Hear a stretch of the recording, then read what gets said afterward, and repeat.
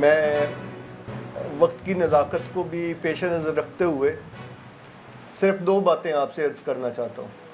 ایک تو اس ادارے نے اویئرنیس کے لیے بہت ہی مجھ سے کئی گنا زیادہ رسپیکٹیبل لوگوں کو یہاں بلایا، اور میں اگرچہ ٹیچر ہوں لیکن مجھے یہاں سیکھنے کا موقع ملا۔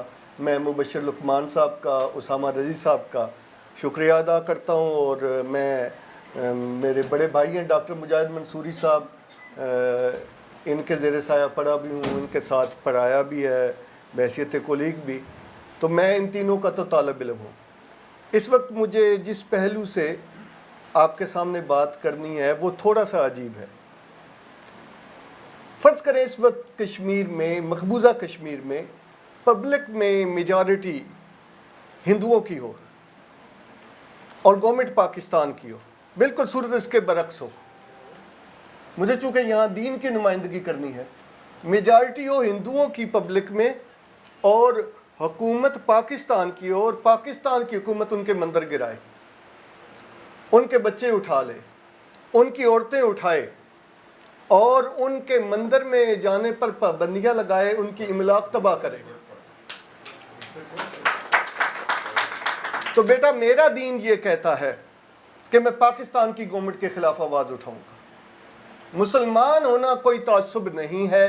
آپ قرآن مجید پڑھیے، آپ کو جگہ جگہ لفظ نظر آئے گا للناس، for 7 billion people, whether they are Hindus, they are Christian, they are Muslims, whatever they are، ہمارا دین جو ہے وہ فار آل مین کائنڈ ہے۔ اس لیے میں ان بچوں کو جو یوتھ ہے ان سے یہ عرض کرنا چاہتا ہوں کہ ہم تعصب کی وجہ سے کشمیر کے ساتھ نہیں ہیں، ہم انسانیت کی وجہ سے، اور ہمارے دین نے جو انسانیت سکھائی ہے، اس آیت کو آپ اچھی طرح سمجھتے ہیں۔ ہمارے دین نے یہ نہیں کہا کہ ایک مسلمان کا قتل سب مسلمانوں کا قتل ہے، دین نے کہا ہے ایک انسان کا قتل سب انسانوں کا قتل ہے۔ دین نے یہ کہا ہے کہ انسان کی جان بچانا سب انسانوں کی جان بچانا ہے۔ یہ کلیئرٹی آپ کے اندر کانفیڈنس پیدا کرے گی کہ اللہ تعالیٰ کا احسان ہے کہ اس نے ہمیں وہ رب انٹروڈیوس نہیں کرایا جو صرف وہابیوں کا ہو، جو صرف سنیوں کا ہو، جو صرف کالوں کا ہو، جو گوروں کا ہو، جو ان کا ہو۔ آپ آخری صورت دیکھیں، وہ رب الناس ہے، سب انسانوں کا رب ہے۔ دوسرا پوائنٹ جو قدرے مجھ سے بہتر لوگوں نے یہاں چھیڑ دیا، میں جب سے یہ نئی لہر آئی ہے میں طالب علمانہ طور پر اس پہ غور کرتا رہتا ہوں کہ آخر مسلمان ملک بھی ہمارے حق میں آواز کیوں نہیں اٹھا رہے؟ سعودی عرب ان کے ہاتھوں میں کھیل رہا ہے، دبئی ان کے ہاتھوں میں کھیل رہا ہے، ابو ظہبی کی ہم شکایت کرتے ہیں۔ یہ ایک عملی مسئلہ کہ ایسا کیوں ہے؟ اس میں بیٹا میں صرف ایک توجہ دلا کر اپنی بات ختم کرنا چاہوں گا، اور I would just reorganize your knowledge. کوئی نئی بات نہیں کروں گا، میں آپ سے پوچھتا ہوں کہ کیا ہمارے رحمت والے رسول صلی اللہ علیہ وسلم نے ہمیں یہ سکھایا تھا کہ لینے والا ہاتھ بننا؟ آپ کسی عالم دین سے پوچھئے، کیا دین نے، رسول اللہ صلی اللہ علیہ وسلم نے سکھایا ہے کہ لینے والا ہاتھ بنو؟ اکنامک پاور ہونا ملیٹنسی جتنا ہی ضروری ہے، اور ہم اپنی غلطیاں، اپنی کوتاہیاں whatsoever is، ہم جو لینے والا ہاتھ بنے ہوئے ہیں، یہ امکانات کی دنیا ہے۔ اور بجا طور پر بھی یہاں اسامہ صاحب نے آئیڈینٹیفائی کیا کہ اکنامکس از ویری امپورٹنٹ۔ یہ دے کار دانے ہو دے کملے، یہ سیدھی بات ہے۔